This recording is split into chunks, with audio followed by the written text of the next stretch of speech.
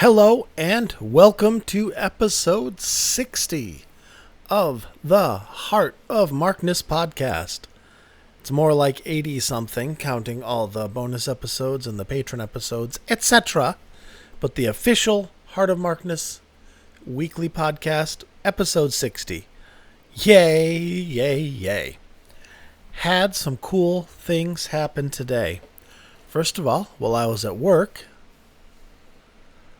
I got a phone call from somebody. I work in a laboratory that tests stuff for asbestos. Exciting job, right? Well, pays the bills. And this gentleman called, got his information, told him, and said, thanks, have a good day. And he said, thank you, you too, Mark. I was like, that's interesting. He remembered my name. And then 20 seconds later, the phone rings again. And he's like, hey, sorry, I just had to call again. I have to ask, are you the Mark from the Led Zeppelin podcast? And I was like, holy shit, yes, I am. How do you know? And he's like, because I listened to it. And it was so great. Oh, my God. Made my day. This was like somebody that I had never even intersected with before, as far as I knew. So there are people out there who hear this. Wow, that's cool. And I also got a lovely, lovely, lovely card with a wonderful note and a super cool Zozo sticker from Amy, who is a wonderful human being in our group, the Heart of Markness group on Facebook. Amy, thank you so much. Again, made my week. I've got it up on I can see it from here. It is on display. A testament that, gosh darn it, I'm good enough, I'm smart enough, and people like me. Sometimes you need that, you know? So yeah, good week for old Marky here.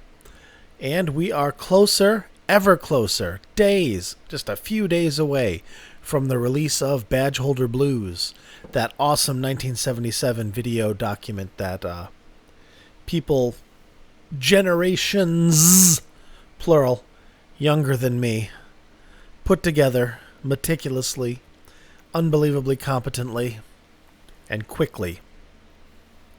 You're going to love it. You're going to love it. You're going to love it. There will be ways in which to order. In fact, I believe if you contact badgeholderblues@gmail.com, you will get the information on how to get your free copy. This is free, by the way. You can download it, burn it to a DVD if that's your thing, and own it forever. Put out labor of love from these wonderful, wonderful people. I think it's the Dogs of Doom group they call themselves. I should know this because I'm in it. But anyway, Led Zep film spearheaded it, and my God, it's so good. You're going to love it. You're going to love it. You're going to love it. All right. So, there's that. And I will tweet and I will Facebook when it's live anyway. So check for information on that. But tonight is something else that just dropped in my lap. Because that same chat room, Discord server that I'm allowed into because of this podcast. And I just stand around feeling awkward because it's high level stuff. Deep video, audio syncing, merges. What do you think of this? What do you think of this? And I don't know. I just try and smile and be nice and stay out of everybody's way. Unless I have something to offer, which is this platform. Badge Holders Blues, coming out June 21st. And yeah, there'll be more. Once it's released, you will be happy. And you'll hear about it next podcast. But while I was in there, somebody who actually runs the Led Zeppelin Rarities YouTube was in there and dropped in this great compilation that I know he's been working on, that I've kind of been watching the progress, called Dance in the Doldrums. Is it dance or dancing? Let's take a look, Mark. Dancing in the Doldrums. One day soon, it's got to stop, it's got to stop. That line from In the Evening, off of In Through the Outdoor, which is Eric, my anonymous fan that called me today and made my day. He loves In Through the Outdoor. Eric, I hope you like this podcast, my friend. Dancing in the Doldrums is a 1980 concert Matrix compilation made by Led Zeppelin Rarities. and really, really breathed new life into those dry as fuck, unflattering 1980s soundboard tapes that have been around for 30 years. And he took the time, got great sources, and then took the time to make a really nice audience kind of heavy, well, not an audience heavy, audience well represented matrix that gives atmosphere and tone and air and space to these flat recordings. And I have not paid much attention to the beginning, the early dates of the 1980 tour. I pretty much focused on the first bootleg CD I ever bought was the Over Europe CD from at Twin Eagle or something. And it was the Zurich June 29th soundboard. And I think it was the first Zeppelin CD bootleg ever pressed. I don't know. As far as I understood, it was. But so the 29th has been my go-to because I grew up with it. The 30th, Frankfurt, is very good, as well as I think July 5th. I think it's the 5th, which is Munich, which is a fun one. I covered that one already. That's a really fun show. I think one of the only, if not the only, fun shows on that tour. And, of course, the 7th, which is the last date they ever played. The early part of the tour, you have a much more lively and engaged Bonzo. In Nuremberg, I think maybe on the 27th of June. I know it was definitely Nuremberg. It might have been the 27th or the 28th of June. He collapsed. He did a few songs and then just collapsed. Show was canceled. And after that, when he came back for the rest of the tour, he was pretty much phoning it in. Really not contributing much. Not playing poorly by any means. Just not inspired. Not a lot. I mean, Bonzo, you know. And Jimmy, of course, very brittle with his tone, struggling with his playing. And Robert never had more of a feeling of a guy who was just like at work than on this tour. But the beginning part of the tour, before Bonzo's collapse, is really upbeat and lively.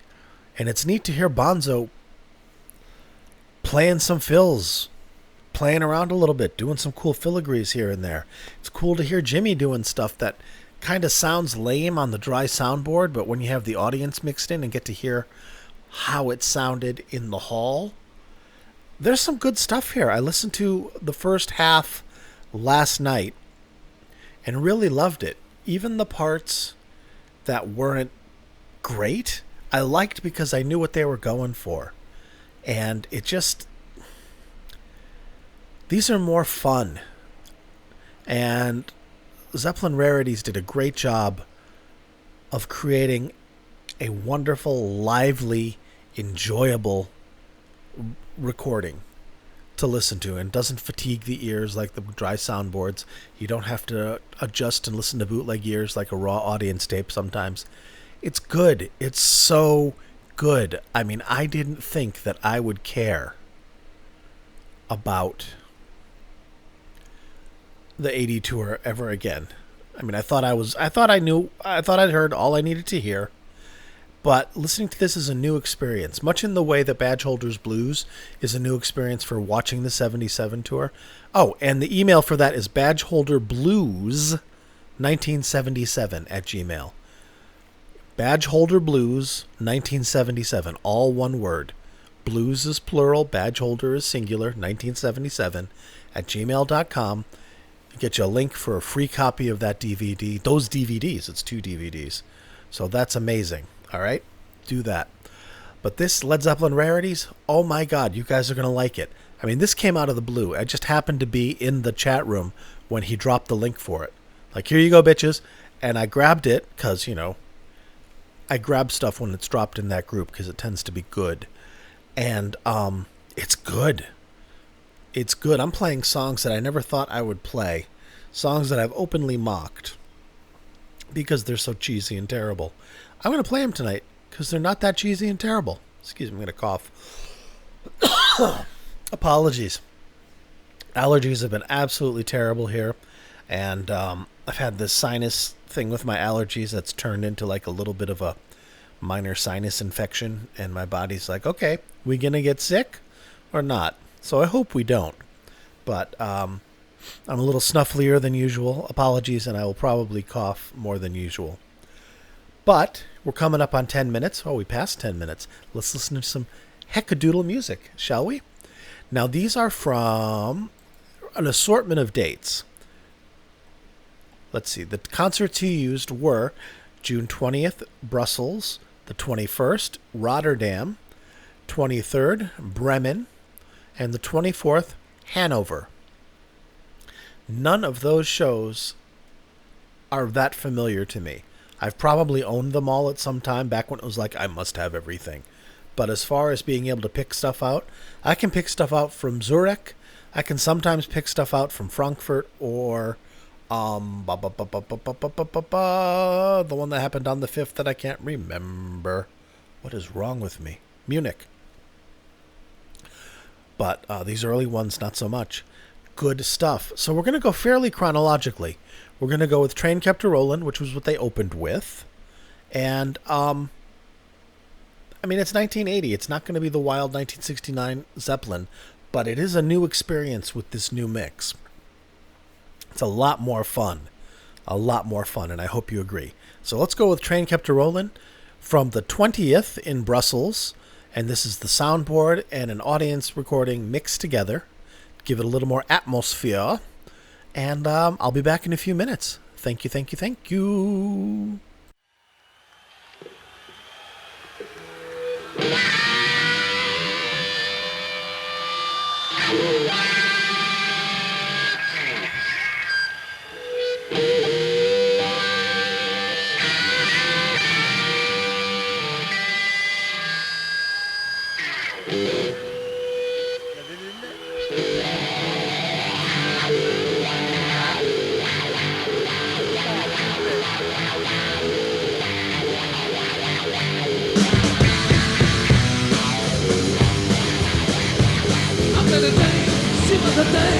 She was the thing, she was a real good thing.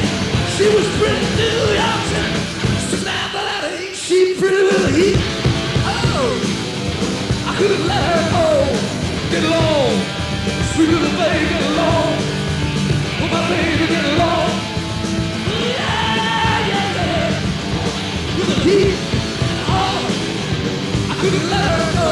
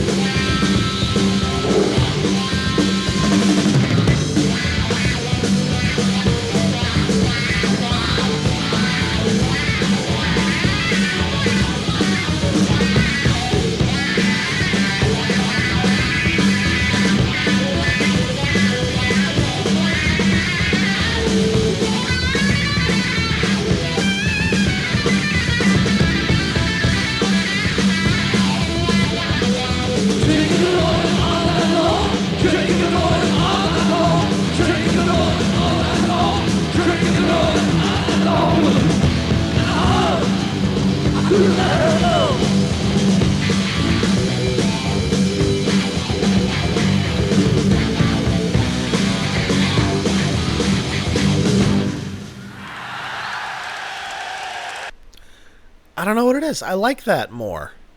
I mean, it's still a little sloppy, and a little I mean, it's very 1980, but I don't know, something about it just. I think maybe because it has the atmosphere.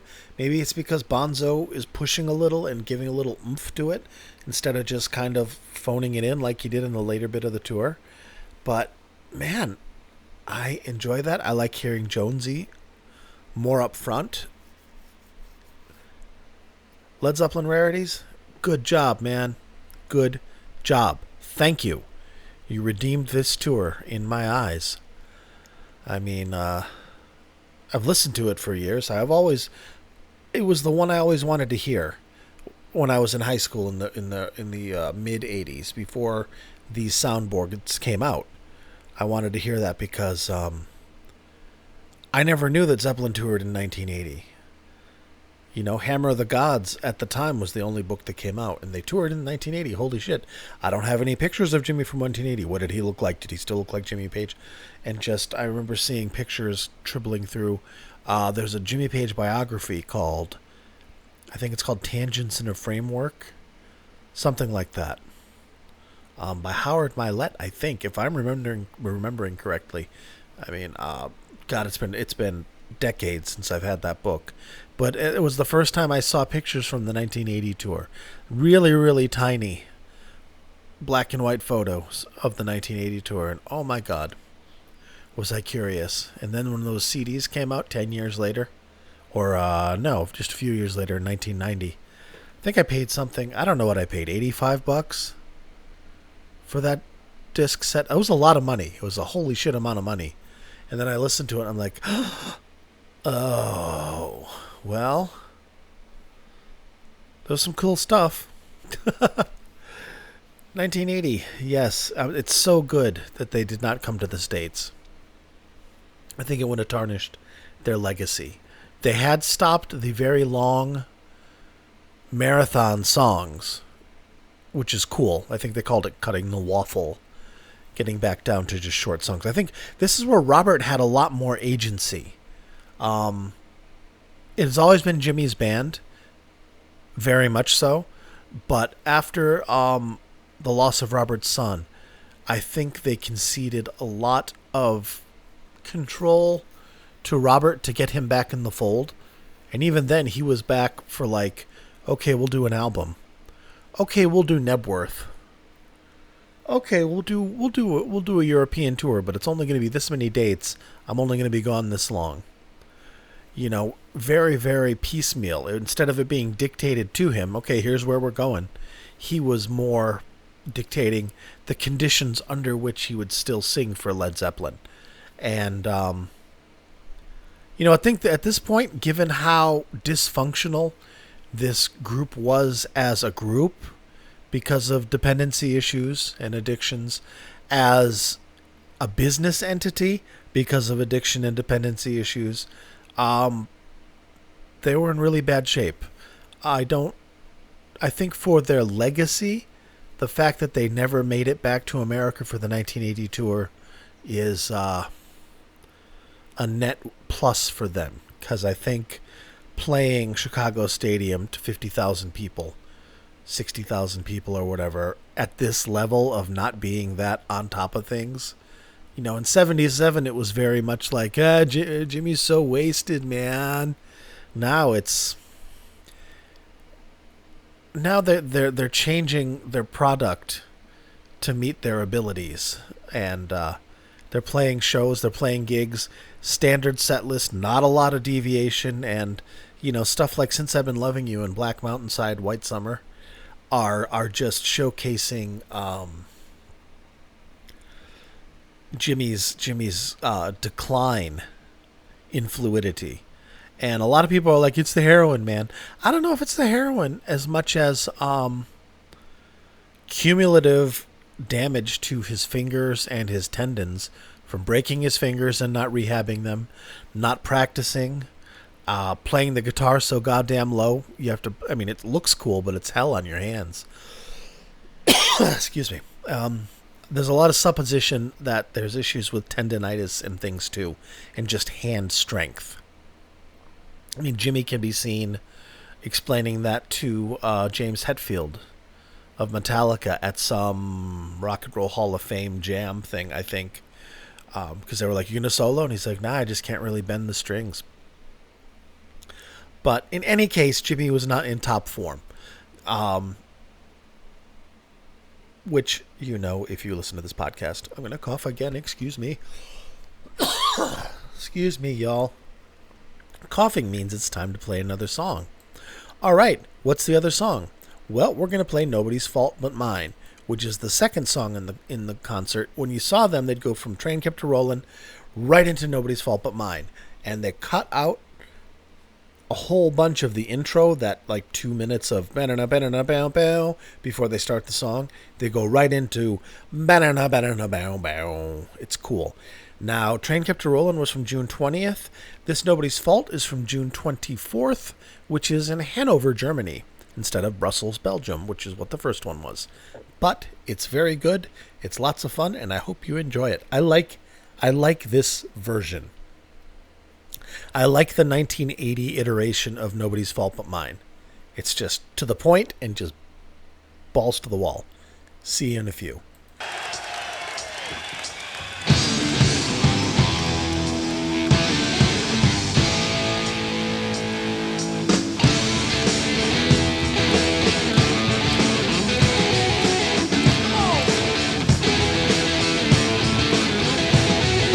Nobody's fault but mine.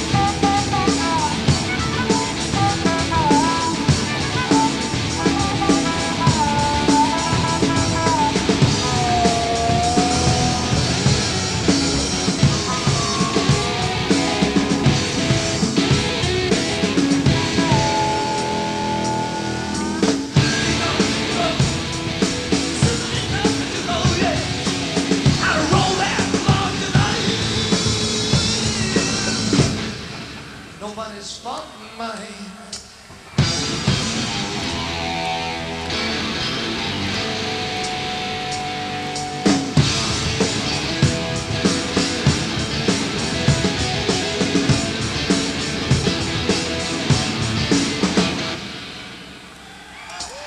There's monkey on my back. Monkey on my back. I'm changing my ways to light. Nobody's fault but mine. Oh, Jimmy. Oh, Jimmy. Woo.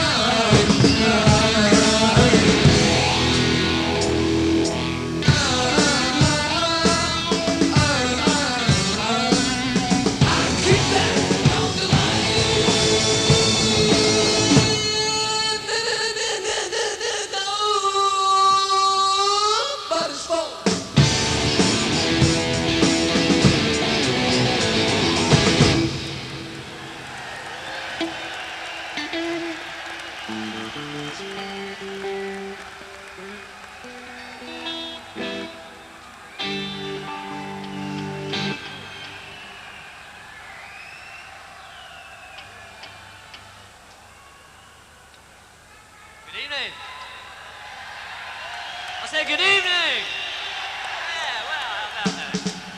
I thought I'd take my glasses off for this. Might be able to see the fretboard better. Well, we got a number now, an old one. Hasn't been put out in the pasture yet, but it's old, and it's called Black Dog.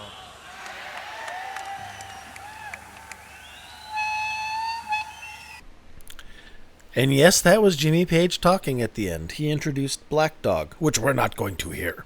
I was going to play it, but then I didn't, because Black Dog is essentially Black Dog, which is great, but it's pretty uniform, and I don't know.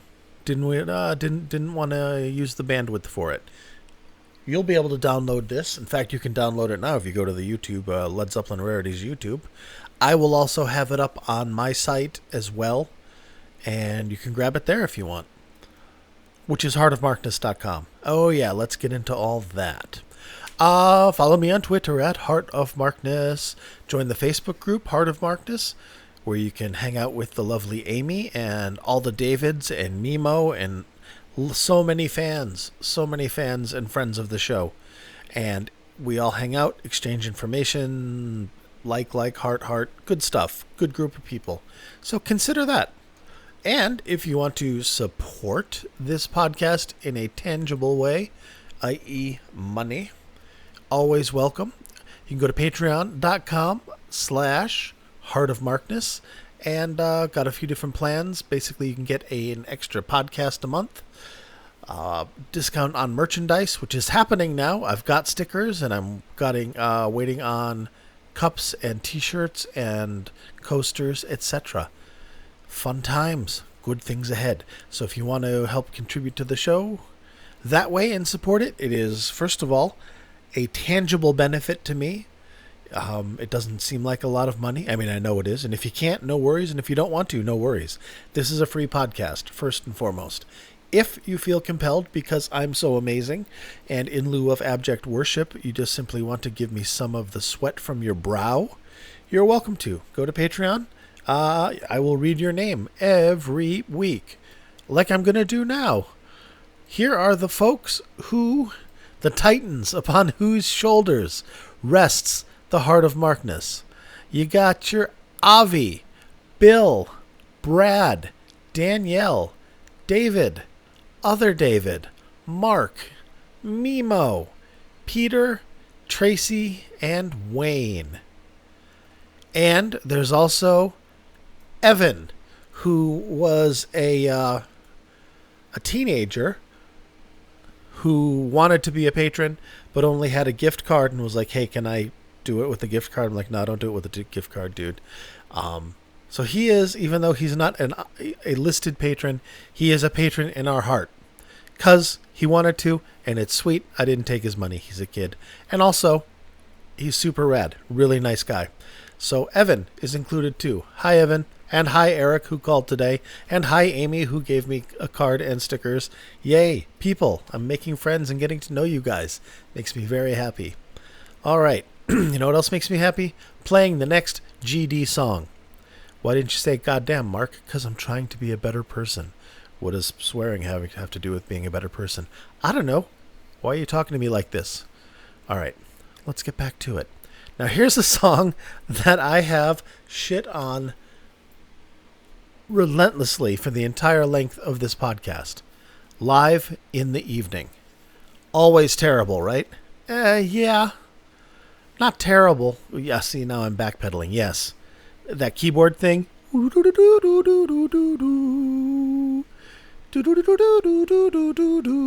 1980. You're the biggest rock band in the world. Jesus Christ. Rick Wakeman can make just his two hands sound like 8 trillion orchestras. And that's in 1973. And it's 1980, and Jonesy can only sound like a mall demo Cassia tone that sits out in front of the store. Ugh. Anyways, I'm going to play that song for you. Because this version, I enjoy it. I hate that part with, you'll hear it. If you're not familiar with it, you'll be like, oh, that's Jonesy, why aren't you doing something with your left hand? You could fill all that space with just lush synth strings, even the mellotron. shit, the bass pedal and anything other than just that reedy, empty, oh, I'm going to get going again. I'm going to get going again. Whew. All right. All right. Calm blue ocean. Serenity now. Okay, I'm back. This version of In the Evening, first of all, In the Evening is a badass song. It's great on In Through the Outdoor. It is great, great, great, great, great, great, great. There's a ton of spooky shit going on just under the surface throughout the whole song, and especially during the solo, that sometimes you can just catch little glimpses of, and it's scary, like H.P. Lovecraft Monster in the Fog scary. Just dark. And the live version does not have that. However, this live version sounds good because you get some of the audience hall sound and atmosphere, so it's not ridiculously dry. Secondly, Bonzo is really on fire in this song. He's with the timpanis, playing with the timpanis, doing little fills, doing little trills, going a little extra with everything he's doing. Even if he's not playing more, what he's playing is there's just instead of going bop bop bop, he would go brap bop bop, just little things like that, and just driving it along. And Jimmy, I mean, his solo is kind of a mess in places, but he's going for it. I mean, he's doing it on purpose, I realized. This is what he wants to play. This is how he wants to sound. And once I realized that it wasn't like he was just so wasted he was unable to. This is what he was going for. Viewing it through that lens, it allowed me to be like, you know what? I like this. And some of the stuff he was going for is really cool that I had not heard before. And some of the stuff he's playing on this song I have never heard him play. Chord-wise, I can't really describe it. I'll point it out after you hear it, because that'll remind me and I'll be able to describe it better. Anyways, In the Evening, live from when, Mark?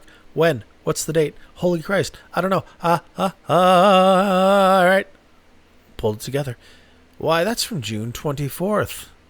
Why, it's the same show you got, Nobody's Fault But Mine. So with the exception of Black Dog, it's like you're at that show. All right? All right. In the Evening, June 24th, Hanover, Germany, the Led Zeppelin Rarities Matrix, Dancing in the Doldrums, just came out yesterday. It is fucking awesome. All right, let's listen to it. You're going to like this, I hope. You better.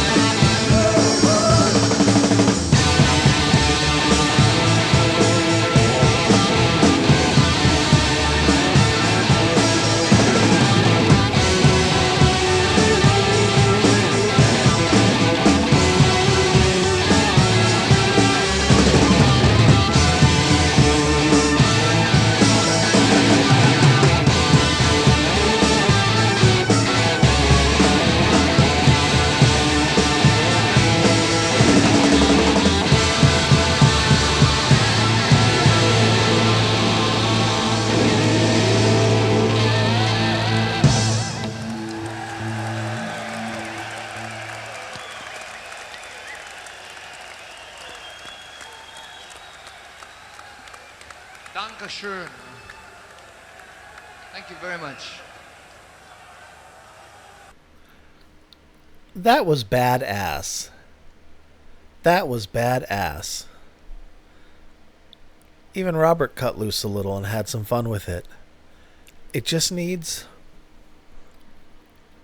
Okay, with the audience tape, you could hear more of Jonesy's left hand that I was bitching about. It still needs to be brought up a whole lot more to fill in that section. But man, if I was going to release that, I would have Jonesy come in and just lay a bass line over that as well. Just cheat. Because if he was just playing bass in that empty space with that string synths filling that during that do do do do do do do do, I mean, just it would fill that song and that space so much, and it would kick so much ass. Bonzo was on it, very playful, very good, and you know, did you hear what I meant with him just being extra on that and just being just above and beyond, and kicking that song into a higher gear and better fills, messing around with things. Cool with the timpani, playing with Jimmy with it, and fun. And Jimmy doing some cool ass shit. Really, really liked it. The stuff with the wah-wah, everything. Enjoyable. That made me think of that Dom DeLuise line from History of the World Part 1 where he's Caesar and they're bringing him tribute, treasure and stuff, and he's like, nice. Nice. Not thrilling, but nice. Yeah, not thrilling, but nice. Really nice. And occasionally thrilling. That was a pleasant surprise. I really like that, and I hope you did too. Now,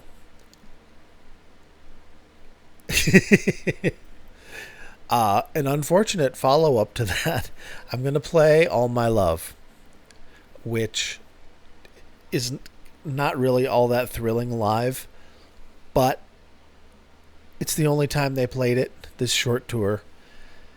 It was a huge hit, and it's unique. You know, they only played it on this short little tour, so I'm putting it in here.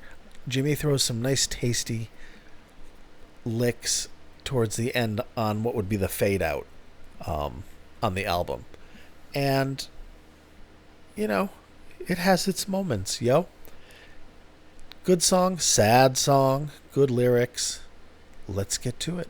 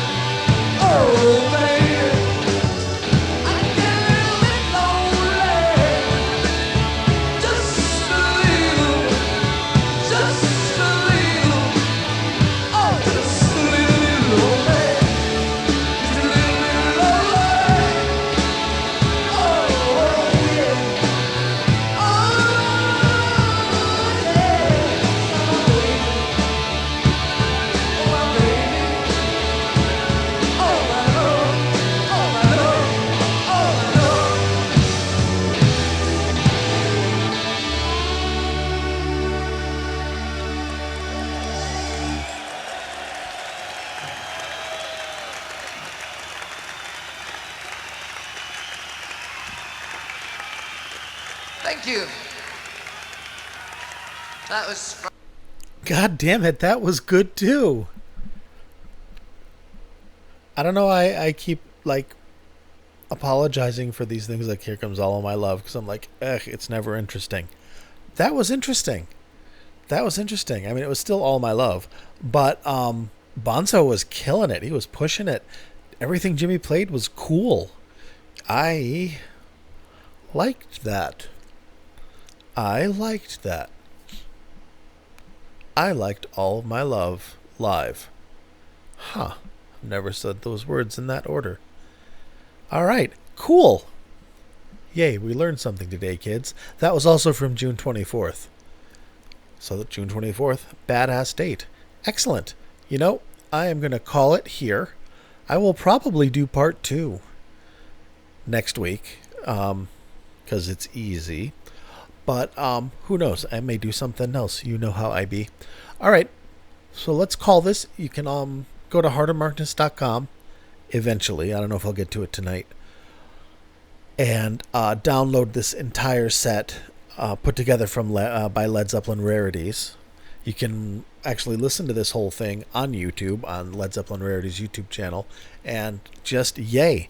Excellent job. Excellent job, dude. I really enjoyed this. And I mean, you're making me enjoy the 1980 tour. Just in the same way Led Zeppelin Film is making me enjoy watching the 77 tour. What are you whippersnappers doing? It's witchcraft. I like it. All right. Well, thank you very, very much, everybody. And be good to yourselves. Be good to each other. See you probably this weekend for a bonus episode of something other than Zeppelin. And if I don't, I'll definitely be back next Thursday for more Zeppelin. Bye-bye.